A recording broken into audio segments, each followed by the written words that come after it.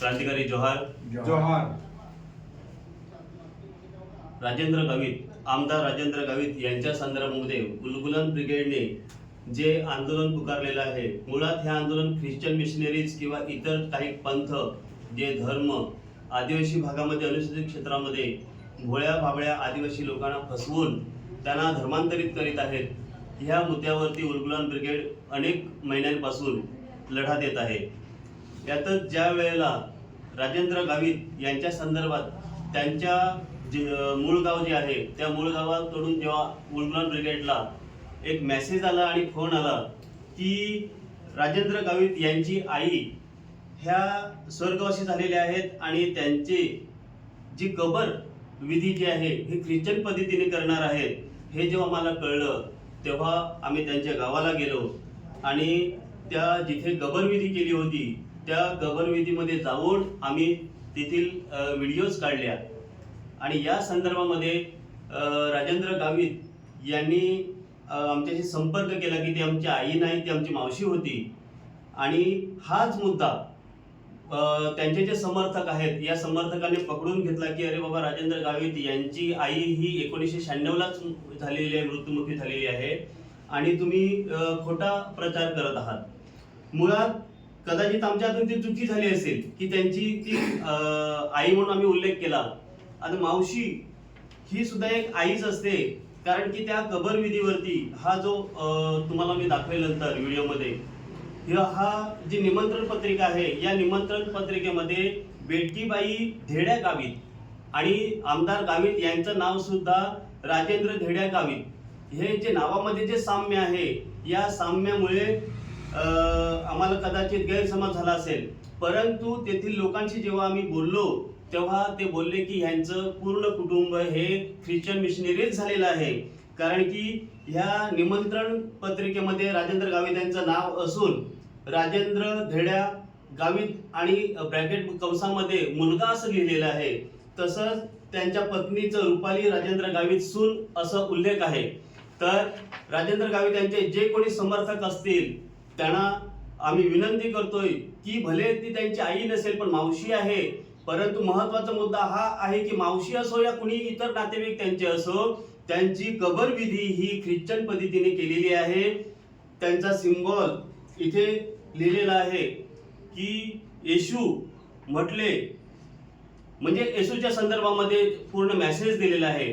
आणि हे संपूर्ण कुटुंब हे ख्रिश्चन मिशनरीचं असल्यामुळे, राजेंद्र गावित सुद्धा ख्रिश्चन मिशनरीचेच असल्यामुळे ते आदिवासी राखीव जागेवरती म्हणजेच आदिवासी अनुसूचित जमातीच्या राखीव जागेवरती आमदार म्हणून निवडून आलेले आहेत. तर आमची मागणी ही आहे की राजेंद्र गावित यांनी राजीनामा द्यावा किंवा त्यांच्या पक्षाने त्यांच्याकडून राजीनामा घ्यावा अशी आमची विनंती होती. त्यासाठी आम्ही अधिवेशनामध्ये नागपूर येथे जे अधिवेशन सुरू आहे या अधिवेशनामध्ये येऊन आम्ही विधानसभा अध्यक्ष, मुख्यमंत्री, विरोधी पक्षनेता ह्यांना पत्र दिलेलं आहे आणि मागणी केलेली आहे की राजेंद्र गावित हे ख्रिश्चन आहेत आणि त्याच्यामुळे आदिवासी या राखीव सीटवर ते निवडून आलेले आहेत, तर त्यांची आमदारकी रद्द करावी किंवा ज्या पक्षाचे जे सध्या आहेत तो पक्ष हा हिंदुत्वाचा पक्ष म्हणून हिंदुत्व या तत्वावर या ध्येयावर असल्यामुळे त्याने या राजेंद्र गावित यांचा राजीनामा मागावा अशी उलगुलन ब्रिगेड यांची मागणी आहे. आणि त्यासाठी आम्ही तिथे गेलेलो होतो.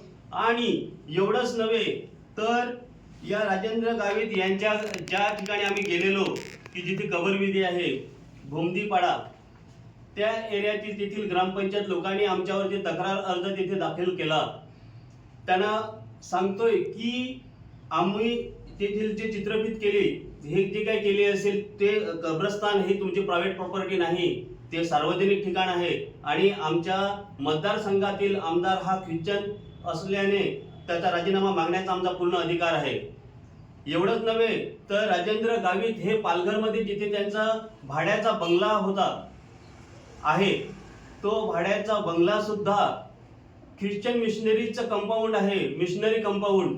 हे मिशनरी कंपाऊंड मध्ये तेथील सोसायटी ख्रिश्चन सदस्य ह्यांना म्हणजे तेथील सदस्य असो, भाडेकरी असो किंवा तेथील घेणारा एखादा मालक असो, हे ख्रिश्चन लोक असल्यानंतरच देतात. तर गावित यांना तिथे भाड्याने बंगला देण्यामागचं कारण आहे की कारण ते ख्रिश्चन मिशनरीजचे समर्थक आहेत. आणि पालघर जिल्हा हा आदिवासी जिल्हा आहे. येथे ख्रिश्चन मिशनरीज वाढू नयेत, येथे ख्रिश्चन मिशनरीचे केंद्र सर्व बंद व्हावेत, ही उलगुलान ब्रिगेड यांची ठाम भूमिका आहे.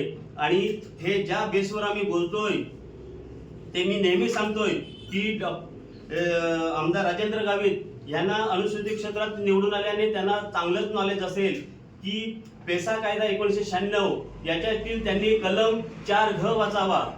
पेसा याच्यातील जे 4घ हा जो कलम आहे, हा कलम आपली आदिवासींची संस्कृती, रूढी, परंपरा यांचं स्वातंत्र्य आपल्याला देते. तिथं कुठल्याही धर्माचा, पंथाचा प्रचार चालत नाही, हे कायदेशीर आहे. एवढंच नव्हे तर संविधानातील अनुच्छेद 13(3)क हा आपल्याला स्वायत्ता, आपली संस्कृती, रूढी, प्रथा ही जपण्याचा आपल्याला संविधानिक अधिकार आहे. आणि ज्या वेळेला हे जेव्हा ख्रिश्चन धर्म स्वीकारतात, हे ख्रिश्चन धर्म स्वीकारल्यानंतर आदिवासींच्या कुठल्याच रूढी, त्यांच्या प्रथा, त्यांची संस्कृती ते पाळत नाहीत, ते मानत नाहीत. तुमच्या आजूबाजूला असलेल्या ख्रिश्चन लोकांकडे पहा, ते गावदेव करत नाहीत किंवा आपलं वाघोबा असो, कंसरी माता असो, कुठल्याही देवाला ते मानत नाहीत. आणि हे आदिवासींची दैवत आहेत, ह्यांना ते सैतान सांगतात.